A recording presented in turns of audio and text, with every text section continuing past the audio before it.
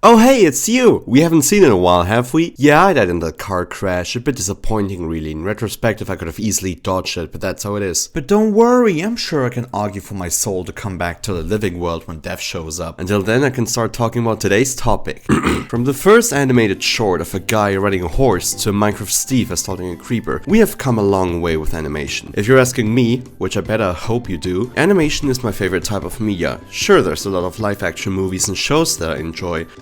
The animation is just my comfort food. It doesn't matter if it's oriented mainly towards kids or aims for a more grown-up demographic. I love all of them to the same degree, and I might show some of them on the screen right now. The creative styles, the artistry and work that goes into them, and the vibe that they resonate just fascinates me, and there's no better example for this than indie animation. These come from people that likely grew up on TV cartoons or have studied animation and make their own stories come to life. It's a shame that most of them have issues with funding due to the fact that solo animation is a Herculean task and having a lot of other animators costs a lot of money. But thanks to indie studios funding people's projects, those can be put on the map for them, and the whole process in most cases can go much easier. I just want to clarify, I barely animate. I just write scripts and do all my audio in one take because I'm so cool and too lazy to do re-recordings. Whatever it is, the animation community is fascinating to me and it grows bigger and bigger each day.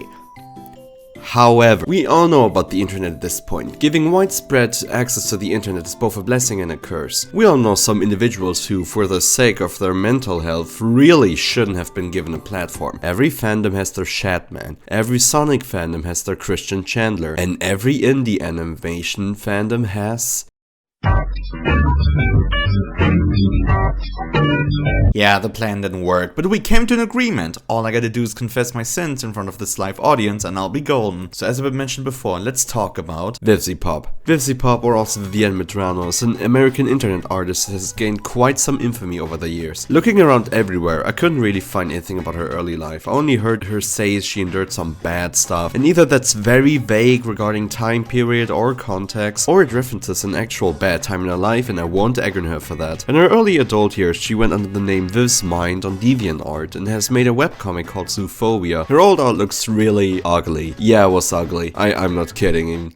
Thin body jump scare! Bones, bones, bones, let me see your bones. The thin body shapes might have been her style, but to many people, it didn't really look good. It's kind of funny because in some of her other art, she was totally fine with other shapes. It's really just her personal thing, and I'm gonna stand here and say it's fine. It completely forsakes human proportions, but I think it's aight. Every time I see people dig on it, it's either a joke or they look for another reason to hate on her. To which I have to clarify something important. Viv has done some bad stuff over the years. For some, she apologized or dismissed really. Some others never really addressed. And I just want to say that I do not support her actions, but I've also come to the realization that 50% of her hate is genuinely justified and backed with evidence, while the other 50% is people making up stuff to use as a reason for hate. Like I hear about some allegations that's thrown at her, I fact check them and I just don't find anything related to it. My guess is people on Twitter saying things and then people repeat that and people repeat that every time, like it's people asking for fucking Silk Song in Nintendo Direct streams.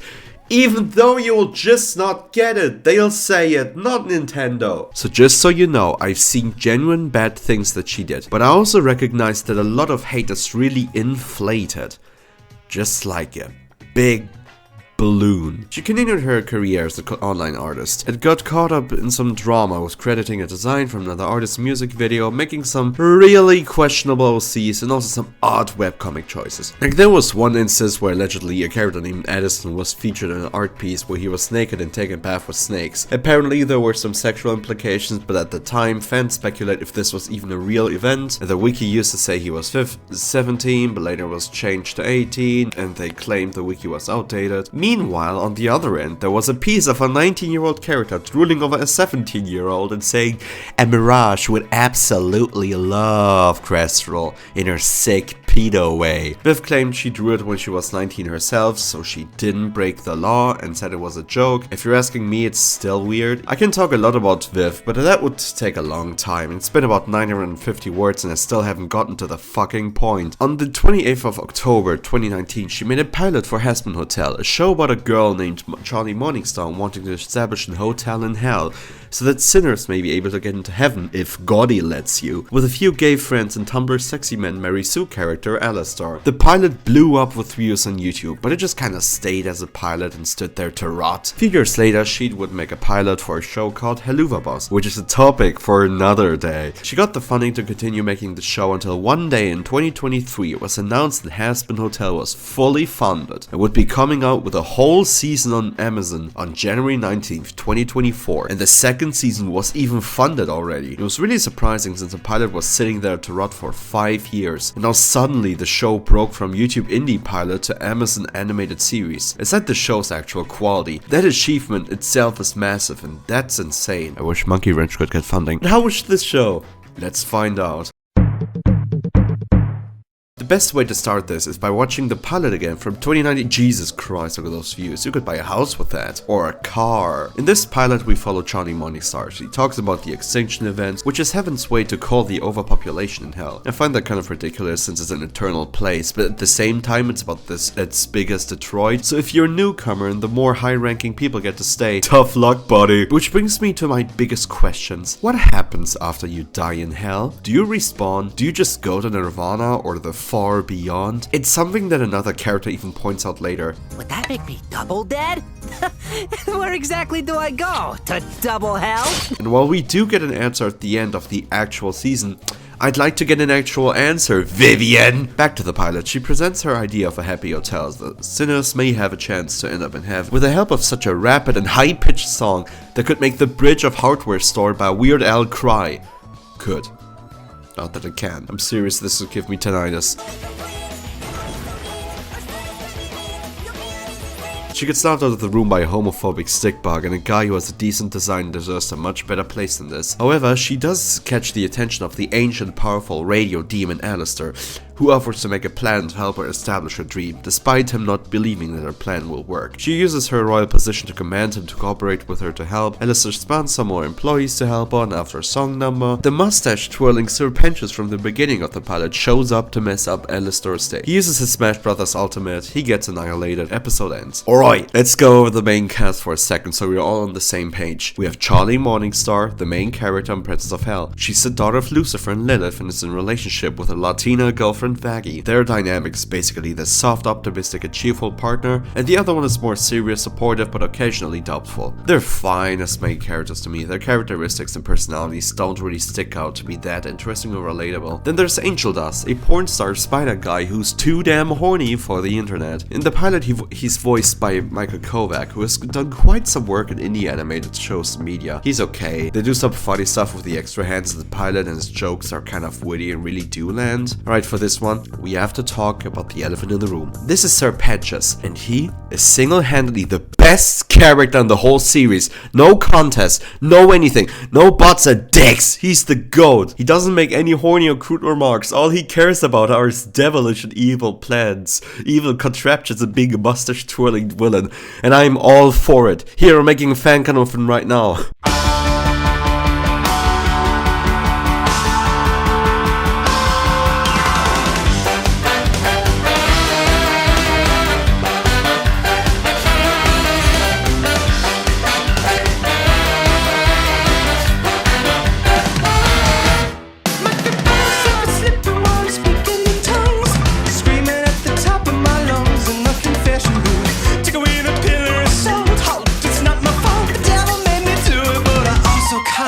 I'm cut from a different economy. More than you can chew, how to swallow me. Forget bullshit, fuck a big mortis. Kind of more big curiosity. How I can commit to reality. With my third eyes open and I like what I see. Baby, I may be crazy, but I didn't lose it, no, I set it free. The whole subplot of the episode next to basically Shark Tank for establishments in hell is just him finding Angel Dust and Cherry Bomb. Oh yeah, her. Cherry Bomb is fine, she's just a trigger-happy demolitionist that chases any excuse to blow up shit. I can't really say much about her. The biggest change in the show later is a love interest for Serpentious and being more annoying. Anyways, let's get to Alistar. He's a very powerful ancient demon that traps his victims into radio waves to show him how evil is and all that. It's kinda cool. There's some funny jokes with him, especially his introductory one.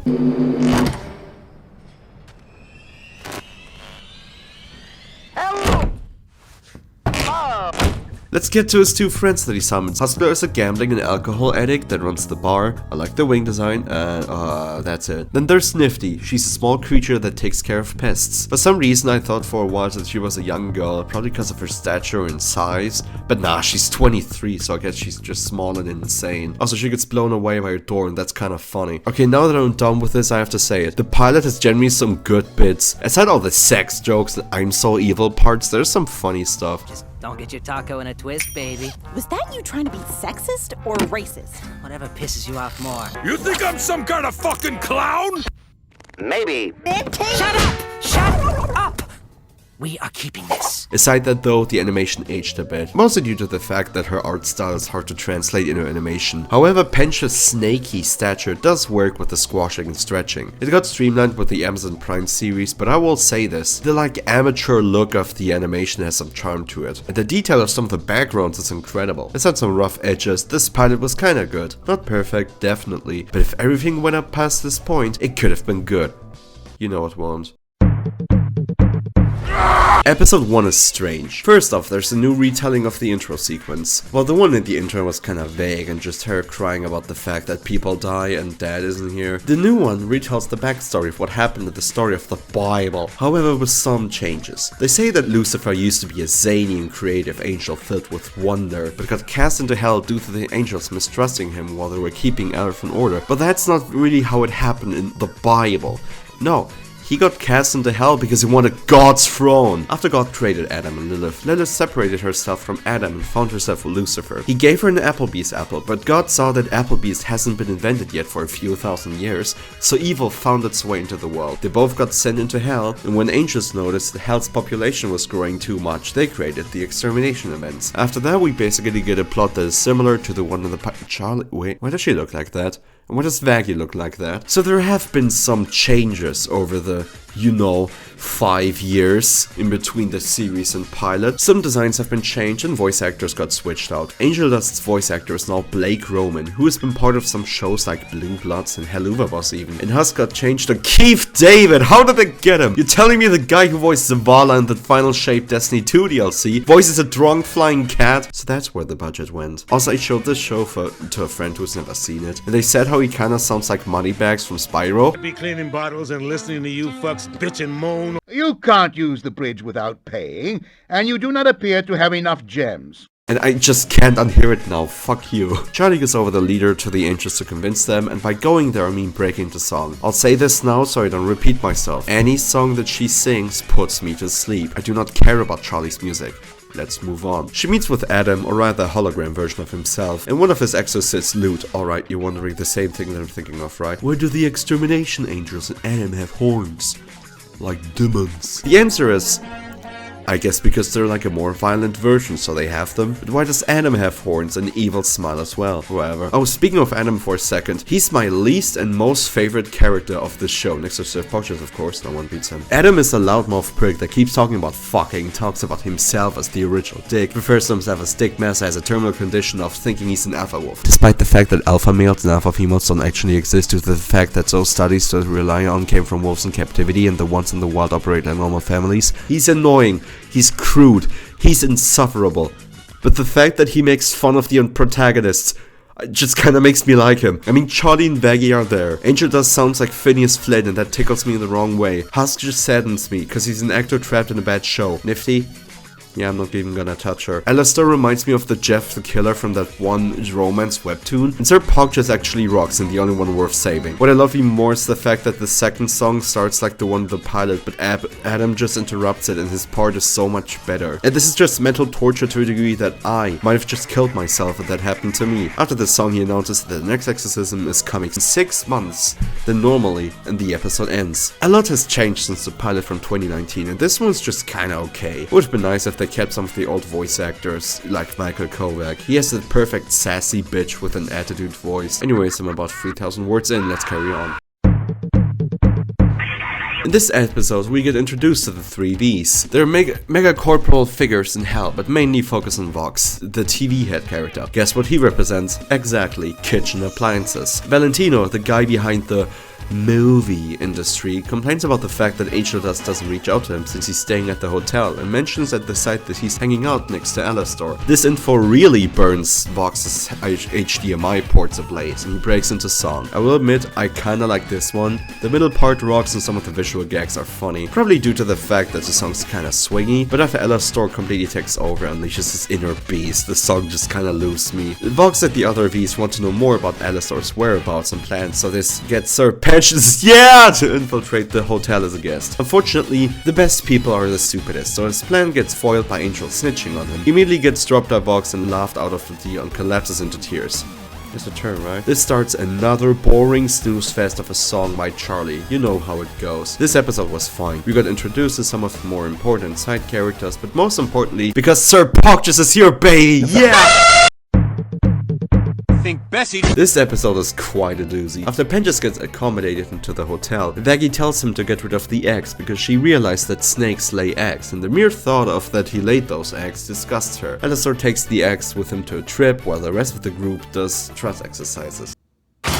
I don't want to live without my minions. Nobody catch me.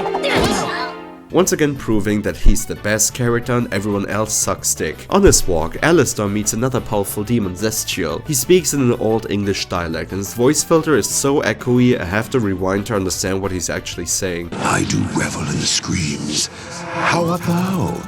It has been an age. Also, there's a neat background gag where all the residents in the background are scared of them too. It's kind of funny. They meet the entrance of a building they attend to which the X can enter, except one called Frank. We love Frank, he is the MVP. Meanwhile, the rest of the gang are doing more trust exercises. Unfortunately, they trust Angel Dust, which isn't relevant to the story right now, but even if he was, I wouldn't care if he died in a plane crash. Which means they're going to a BDSM dungeon, and I do not care, because nothing significant happens. Also, Vaggie sends into a battlefield, which is better, because I want to see how big Nifty's body count can get. Maybe bigger than Angel's if you know what I mean. While that's happening, Alastor attends a meeting with other high-ranking demons. Some of them, we just never get speaking lines, and others just don't even get their name mentioned. I feel like this should be sort of a big thing because we're introduced to some big wigs down under, but we just keep on going and we don't get that much to know about them, I guess. Anyways, here's Camilla Carmine. She's a weapons saleswoman and started the meeting because of the angel that someone killed. V comes in to be a bitch and starts a song number. It's catchy, but you won't catch me listening to this. I'd rather be caught dead than listen to like 80% of these songs. Right after this number, when the meeting is over, one of the background characters has a single line and we don't see them again. Awesome. Alastor then tells Frank to spy on Camilla, since she seemed a little tilted after the song number. Oh no. This leads into another song which she reveals that she killed the angel to protect her family. Alright? I need to get this off of my chest. Who cares? Because I can't really care about a character that I just got introduced from. So many characters shown this episode, and 70% of them don't matter at all. While the 30% remaining percent just got lore dumped onto us in a song, like, give me a break. Anyways, this song is called More Than Anything. Keep that in mind, it will be important later. The egg comes back to debrief about the revelation to Alastor. He threatens to never reveal it to anyone, which he breaks immediately later after he tells it to Sir Penchas after he gets to keep them thanks to Vaggie. He just reveals a massive plot point and bro just doesn't care. That's why I love Penchas so damn much. This episode was fine. It was confusing with like the dozen of characters that should feel like the big cheese, but they just don't. Anyways, onwards to the worst one.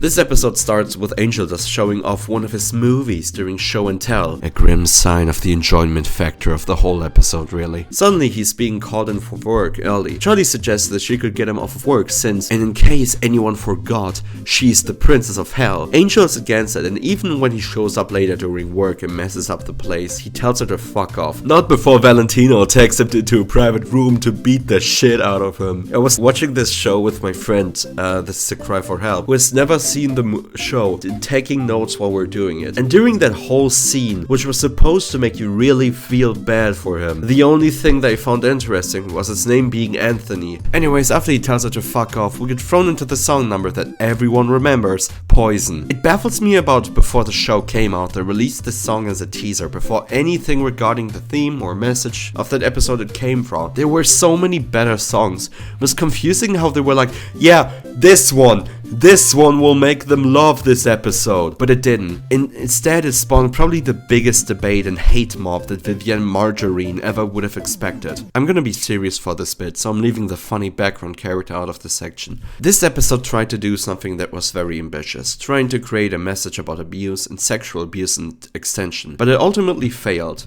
The biggest problem to a lot of people was the fact that they were talking about this traumatic exploitation in the industry in the form of a song. There can be a way to make something like this work, but the issue is the style of the show. Hazbin Hotel is a comedy/drama show where jokes about sex, drugs, and depravity are plentiful. And suddenly jumping to an episode that's supposed to be taken this seriously so quickly was a confusing and, dare I say, stupid move. Angel's character began with a horny, sex-obsessed porn star who kept making moves on others, showing almost no sign of compassion or regard for others. And aside a single scene in one episode, we never got to see that side. A reason why that sudden development materialized might have been time, especially that limited 24-minute episodes and 8-episode format forced the writers to squash everything down and leave some aspects in later. Which also explains why we get shown so many characters with interesting aspects or roles, but Vivy Pop never really gets to see their full story. Aside all of this though, this episode tries to be something it just doesn't deserve to be. Send out the message that they won't elaborate or explain on. The lyrics of the song are extremely surface level in terms of metaphorical subtext, and the music video is just so full of sex it's unwatchable. But the biggest issue for me personally is that the show laser focuses on a character that I just don't sympathize with, because all that I've seen from them is sex joke after cum joke after physical assault. Making me suddenly care about them won't change my view on him, even if you try that much. I could talk so much more about this awful episode, especially considering that when the show initially released, they didn't even have a content warning for the episode. They had to put that in later, but I recommend you make your own opinion of this. There's a lot of YouTubers that took the effort to contact actual victims of sexual abuse, while Vivy Pop team didn't even do it with all this money and work put into it baffles me. Anyways, you wanna know why I hate episode 4 even more? Because the other part actually kinda slaps. After the whole train wreck of a scene is over, he goes to drown all of his despair with booze. Only thing missing are the car keys in his pocket, but you know it's fine, it's just what my artistic vision looks like. He gets into a fight with Husk and he storms off to a bar. He gets convinced by Vaggie to look after him, and just before he gets struck by a group of loan sharks, Husk comes in to save his ass. He trauma dumps on him and they both start to bond over selling their soul to someone and regretting it. It's kinda neat, granted the situations are very different. Angel is actively being abused by his workplace and Husk just sucks at poker. But this is an interesting dynamic. Husk shows that the path to betterment isn't easy, so even if he hates his attitude, he still makes sure he's not losing himself as much as he did. Which leads into a song, Loser Baby. And hands down, bottoms up, pants down, collar hers. This song slaps. Hey, editing me here. This is a few months old now and I've changed some views with my enjoyment of the song. Yes, the message inside the song is just wrong. The instrumentation might be baller, and Keith David is a good singer, but in no way is the theme of the song a good moral or suits the misery seeks company dynamic that Husk and Angel's relationship is going for. That's not a ship, it's a Titanic. Wait, no, that's too old. It's an Ocean Gate. Damn, Keith David has something going for him. He should be doing like acting or something. He has talent. Anyways, the song gets interrupted by a mafia shootout. They return to the hotel and Charlie apologizes for ruining his workday. And the episode finally ends. This episode is the Japanese sewer slide forest vlog of the Logan Paul career. Masquerade could have worked if there was a later point. It's like a big climax of his whole arc. But for reasons I do not bother researching for, they brought it in so early. Anyways, let's move on to... No, no! Why are you fighting? Don't fight each other! Guess what? We jumped back into the focus of the actual Hazbin Hotel, and things could definitely be better. And Charlie is freaking out over the fact that the hotel has got no new inhabitants. Vaggie suggests to ask Charlie's dad, who is king of hell by the way, for help. Charlie is hesitant about contacting him due to the fact that they don't have a good relationship at all after her mom Lilith just kinda left. She does end up calling him, which also reveals that she has the Egg Boys in her contacts, which makes me wonder if they have tariffs. Does telecom exist in hell? Also, we finally get a look at Lucifer, and he's just kinda a twink. For the king of hell, he doesn't seem that imposing or powerful. I will say, the snakes on his head and the apple on the outfit is a cool touch, since, you know, first sin and stuff. She asks him if he can contact heaven, but since as a fallen angel, he's gathered up some bad press, so he disagrees. Charlie does, however, suggest that he can come visit, and he's just ecstatic to come over, to which I'm asking, why does he need permission from her? Why didn't he just announce it or like ask her at some point if he could come over? Maybe it's daddy issues, insecurities, but we will get those later. He comes over and meets the whole cast. He's just so giddy and excited to meet everyone. And then he sees Alastor. Innovations we had done. Adds a bit of color, don't you think? And you are? It's just so funny to me. He completely drops the act as soon as another staff-wielding Tumblr sexy man enters the picture and goes, who the fuck is this guy? Anyways, they get into quite a tussle because the absent dad notices that the complete stranger is being a better parent model for her than her actual father. Well, it's not very clever. Ah, fuck you. Alright, pause. That's genius. Alastor is throughout the show a character that speaks with a modest and upstanding dialect. In the pilot it was even better, and him just tipping over and swearing to so much. That's why in most movies, people keep swearing to a minimum. If you put them into specific moments like that, it makes them seem a bit more impactful. But the traditional, extremely informal fuck loses his weight and impact when you swear like a sailor. In the whole show he swears twice, and that kicks ass. Anyways, the song number spawns and it's okay. After a bit it generally starts to sound like a rap battle of history, but then just a random character jumps in and hijacks the song.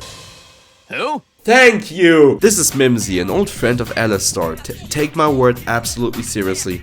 She's there to drop lore, cause a mild kerfuffle, and then just leave. She says something along the lines of how Alastor is an evil, powerful guy.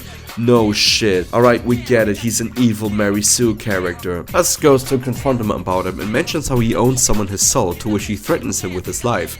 Ooh, now that's funny, a bit more interesting. Anyways, after the whole thing happens, there's a fight and Mimsy gets told by Alastor to fuck off. And then the episode ends. Oh, what am I kidding? There's a song from Charlie and Luce about how we can't help her and she needs to ask heaven for help without him. Would it break your heart if we skipped it?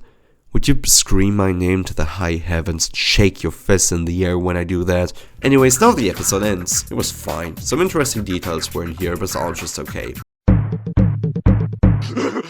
Big world! Big world! Big world! Oh yeah, in this one, Charlie and Baggy go to heaven to convince the angels with the rehabilitation idea in hell. While that goes on, the rest of the past tense of being bed and breakfast goes out to the town to have fun and club. Also, Cherry Bomb will be joining them. She's annoying, I don't care. The two arrive at heaven skating, get greeted by an angel who's supposed to be in the help of Jesus, which is a person of color. I remember a lot of people got mad at the show for it, how Vivy Pop was whitewashing them, how it is offensive.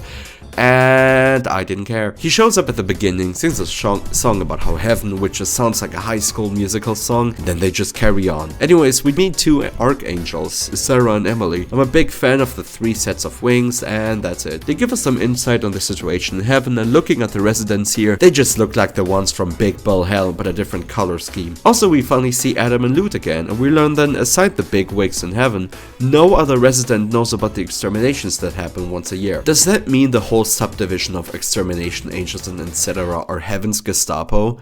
World War II associations aside, let's get back to Chaggy, which is the ship name for them too. It sounds a lot like a slur. I do prefer it over Varley. After Charlie leaves because the plot demanded for it, Adam and Lute come in to drop some devious backstory. As it turns out, Baggy used to be an extermination agent the whole time, killing the people of her wifey down in hell. But because she spared one, I repeat, one soul, Lute immediately singled her out, stabbed her eye out, ripped her wings off, only for Charlie to find her. Okay, first off, Lute is a fucking psychopath. She's basically the sidekick for the actual evil leader who's taking things much more seriously, but saying serious attitude wouldn't even get close to describing her serious dedication. Even in many other moments, it's like her life is on the line the whole time. Anyways, the actual reason why they're here is to convince her to be against Charlie's wishes in the heavenly court later, and if she refuses to cooperate, they will absolutely ruin their relationship.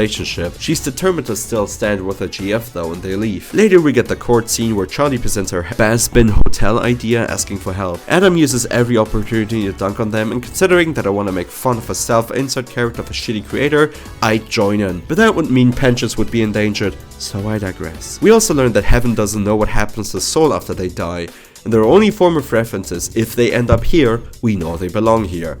Alright, pause. How do you not know? We know that hell was created after a zany guy fucked around too much, and heaven created the extermination events as a radical method of population control. Okay. Here's my question.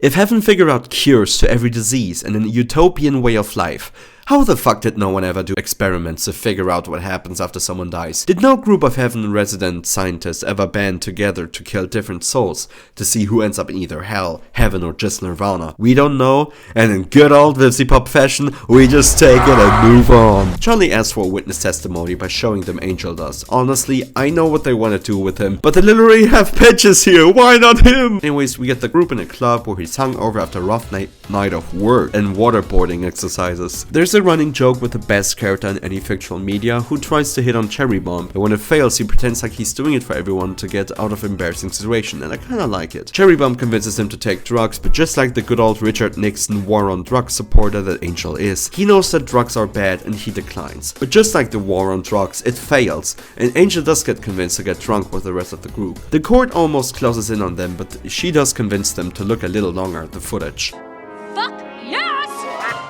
Why do they care? Disciples swore at the beginning and Adam swore throughout the whole trial. Do they just let him do his thing cause he's the first man? We get back to the scene in the club where they're all drunk, and Nifty, who was also there with them by the way, runs around to ask other people for more alcohol. Angel is worried about her since she's never been in an environment like this, despite Cherry Bomb being against it. He chases her around until he corners her and lets her play with the cat, also known as just tugging and pulling every feature on Husk's character design. This is kind of cute, but then I remember that Nifty's a grown-ass 23-year-old woman and it baffles me. However, there's a stinky no-good Valentino here and just how Nifty chooses to run at him, forcing Angel to step him. He greets his little slave, Anthony, and he tells him promptly to leave him the fuck alone. Valentino doesn't like it, so he threatens him and reminds him that he's in control of Angel's soul. Angel, however, steps up and tells him that he can do whatever he will to him, but only on work hours, and that he should leave him alone in his personal life and his friends. He beats him to the ground and leaves, not before Nifty rips out a chunk of his mouth fluff. Alright, pause. This is great.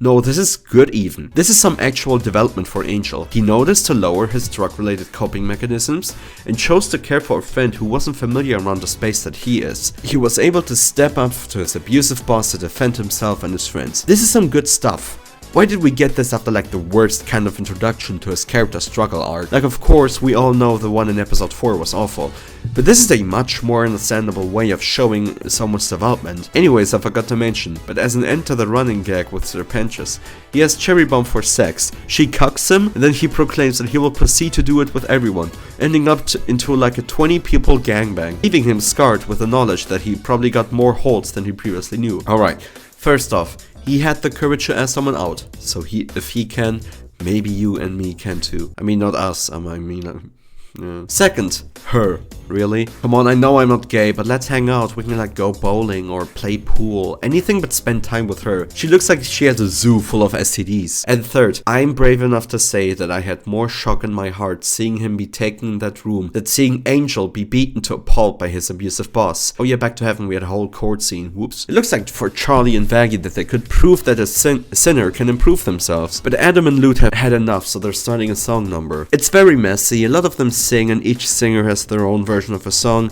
which is sure interesting. Basically every bombshell gets dropped. Adam mentions the examinations, Emily's appalled, she starts to rebel against heaven and sides with Charlie. Then later Adam and Lute reveal Vaggie's dirty, disgusting and unwashed secret to Charlie. Now that I think about it, Charlie, you saw her whole attire and color scheme. Was the mask really the only thing that related her to the angels? Anyways, everyone leaves. Emily's angry about the fact that Heaven had Holy Gestapo the whole time, but Sarah tells her that she shouldn't ever question them, because she will end up like Lucifer, a fallen angel. Honestly, he's doing fine, he just can't enter heaven, that's all. It's really interesting to see Emily's side of the story. She's like a more innocent version of Charlie, trying to vouch for equality and justice, but she can't question Heaven's higher-ups or else she'll be damned. It would be interesting to see more of it. You know what I told you earlier? You honestly think Vivienne Monaco would give us more. Oh yeah, that's the episode. Honestly, despite some hiccups, this one had some good ideas throughout. The songs were stupid, but Angel got some genuine character development. Some interesting twists were real too. And I can finally say, things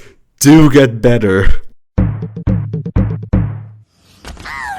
Episode 7. Dawn of the final day. Yeah, the 6 months in between the first episode and the next one went by really quickly. I didn't expect the 2024 show Hazbin Hotel to include a reference to Made in Heaven from GGBA Part 7. We're back in the hotel, a day before the angels arrive to fuck up Detroit, and things could not be worse. They have no way to defend themselves against the angels, and Charlie is stuck upstairs spawning her eyes out after, you know, learning her partner for the past few years has been killing her people. Alliston visits her to give her a pep talk in the smuggest way possible. She's desperate desperate to do anything about the safety of her friends in the hotel, and a desperate woman in need of help to defeat the angels and a deal-making, overpowered demon might be the worst combination next to indie filmmaking and artificial intelligence. He offers to help her with information, and if in turn she can help him. So she strikes a deal with him, which Vaggy's extremely against. Right after the green lights burst through the ceiling, she bursts into Charlie's room and she tells her, "Hey, it's fine, I know how to defeat the angels." It's kind of funny how she knows it, considering they only shook hands, and apparently that's how Alistair told her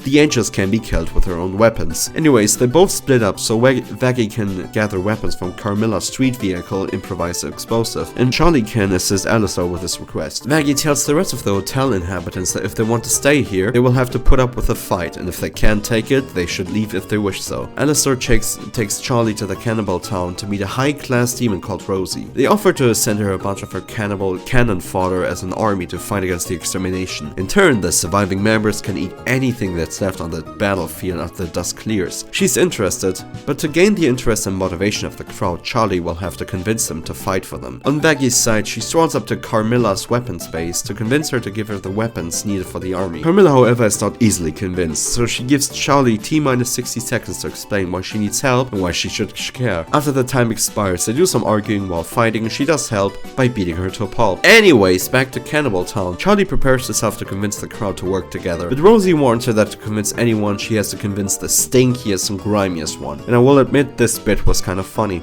My name's Charlie, Whoa! and well, I run this hotel with my partner. With someone. And wait, let me start over. We don't give a shit about some hotel. Leave before I eat those big ass eyes. We need your help. With your assistance, we can make a stand. Where's the showmanship? Where's all the finesse?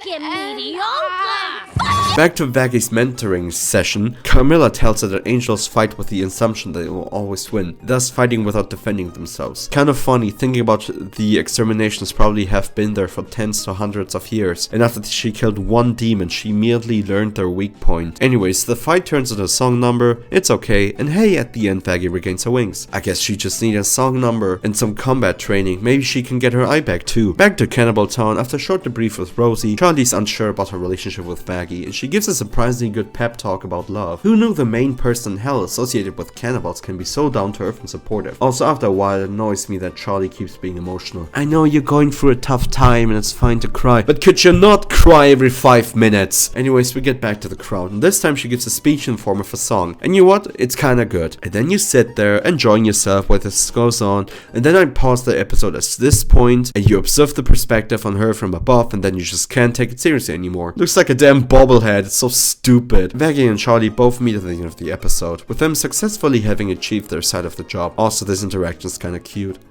And who would have guessed? Everyone at the hotel has decided to stay and prepare for the onslaught tomorrow. Even Sir Penchas, who definitely would have the expertise in the field of war. And the episode ends as they all prepare for tomorrow. Honestly, even if the Vaggy set was kinda boring, this episode was okay, maybe even good. So let's get ready for... We are at the last episode. Finally! I'm done! The whole group prepares for the fight tomorrow. Oh yeah, it's happening tomorrow, by the way. For some reason, we have a whole calm before the storm moment where the gang does a last party before everything tomorrow, instead of just starting in the battle. Oh wait, I know why. So we can have another rendition of More Than Anything with Vaggy and Charlie. I swear to God, if I have to hear another rendition of More Than Anything in the second season, I'm sending myself to hell to write a personal complaint to the hotel. Wait, let's cut to the most important part though. The angels prepare to go to the hotel first, and even if I find Adam annoying as hell, announcing a battle like this is metal as fuck. They all get ready for the fight, and yeah, it's cool. I will say this for helluvaboss later down the line too, but if there's one thing that the studio can do, it's fighting sections. And they sure as hell put up a good fight. Especially my goat Sir Penchas with his general uniform. Ah, marry me! Alistair creates a shield around the hotel, which benefits the fight, but Adam doesn't like it. So he proceeds to crush it and fights Alistair one-on-one. It's a cool fight until this happens. What just happened? Ooh, he finally actually got wounded, and also his AM filter disappeared for a second after his stuff got broken. As the battle slowly turns, Penchas sees a chance. He gets up, kisses his love, gets into an airship, proceeds to take all his ex with him. He calls them to activate the death laser, and finally, the battle turns back to their sub. That could have been ugly. No! I can't. Leave me alone. I can't do y'all like this. What will I do without him? He's the only saving grace of this whole show. If he's gone, isn't he worth finishing? You still need to finish the confession piece to get out of hell. Oh yeah, right. In a dessert fit of rage, Charlie and Vaggie storm Adam on Razzle and Dazzle, but that ultimately fails and the fight gets separated on the roof and inside. By the way, one of the dragon dies. I don't know which one dies, but let's be honest, I think nothing in life would change if you knew which one did. Lute and Vaggie battle in a rough and brutal close combat scenario, while Charlie gets absolutely laid out by Adam. It seems dire until Lucifer finally decides to show up in the middle of an extermination, proceeds to make a joke that actually kinda lands. Oh, I am going to fuck you! Well, this just got interesting. It's fuck you up, Dad. Wait, what did I say? You know, aside the live V reaction section, there haven't been any sexual jokes, so this one was kind of funny. Anyways, the fight gets interesting, and on Vaggie's side, she manages to trap Lute under rubble. For some reason, she decides to spare her. Well, great job, nitwit. Now she took the time to rip off her trapped arm. Jesus, do you ever back down? It all ends with the hotel completely being destroyed, but Adam got knocked down into the ground so hard his mask broke off. We can finally see his face. He throws a hissy fit as everyone looks at him. Would be a shame if something would happen in the middle of his monologue. Anyways, Nifty did something which I think is awesome. All the angels leave with Lute, the news announced that the exterminations are now cancelled, and hey, they brought back that one joke from the first episode. Everyone's in shambles though, as the hotel they all worked for so hard is destroyed. Oh yeah, and also the only character worth saving is dead. I'm still not over it, but thanks to the power of the indomitable human spirit and plot-relevant musical numbers, they built it back to an even bigger and better hotel, and they honor my goat's death with a giant painting of a snaky and slithery highness. And thus the last episode ends. A cataclysmic event with an optimistic end, finishing the first season with a bang, but with a silent and sad whisper at the end as well. What? Where am I? Oh. Hello? Yeah! He's back, baby! It was worth it! God is good! The only character I care about where he should belong. And they managed to prove that sinners can go to heaven. Oh yeah, also Leathercut sees at the end, and apparently the mother of all demons is chilling in heaven. Oh yeah, we're done. What a journey it truly was. Aside all the shit we had to endure, there were some good choices, I won't lie. Just to make sure I know it's not good. It focuses on characters that most people won't really care that much, and leaves the interesting ones in the dark. It relies on musicals so much that it sometimes brings whole episodes down. Most of them are just Disney Channel level songs, but more satanic since it's in hell. A lot of the stuff I like is mostly ironically. Like, yeah, Adam is so annoying, but it's to a degree where he's so ridiculous I ironically enjoy his stupid antics. And then there's Serpentious, where there is no mistake. There's a good show here, I just don't see it. And that's the most disappointing thing about it. There are plans for some seasons ahead in time, let me see. Jesus Christ. If there's one thing I learned from adult animation, then it's that you're getting 2 seasons. 3 if you're lucky. While doing research, I also found some info about season 2, and there are definitely some big plans. You know what that means? More musical numbers! Focus on character struggles. The V's will be bigger villains than just backwater bad guys like season 1, and we get to see more of Heaven and Emily, which is something that me and my friend were hoping for. I got some of this info from this Reddit post, and while there's 30 info bits here, let's focus on the most important one. We will know more about Serpentious' human life and what got him into hell. Oh fuck yeah! Anyways, that's it for this performance. We'll see more from Vivy Pop, whether we want it or not, and of course I don't like her and I think that she should improve, but I won't lie if I say that some of the characters that she made fascinated me, and maybe that's the thing that made me like the shows, even if ironically. Maybe at some point I will cover the Helluva series as well, but that has 2 whole seasons and like you will get more, and that would probably kill me, but no more holding off. I am finished. So good night. Now what? Hey, it's me, Kritten. Sorry that this one took a while. I had a lot of stuff going on in life, and even if I had time, I'm admittedly just a very bad procrastinator. I had a lot of other plans for this video, for example animated bits, but I realized that I might have bit off more than I could chew, and decided to just work around it. I'm still proud of this video, of course. I made it as good as I could make it, and I hope that you guys enjoyed it. You know, often I think about shouting out my socials like in Blue Sky, but I feel like after this one I'm gonna get death threats or something. All in all, this took way too long to come out, and I'm glad it's finally done, the way it somehow came out to be. And now I can finally work on videos that I'm really looking forward to and happy to start making. Anyway, I'm sure you are all aware of the amazing news that we have been greenlit for seasons 3 and 4 of Hazbin Hotel. And ready for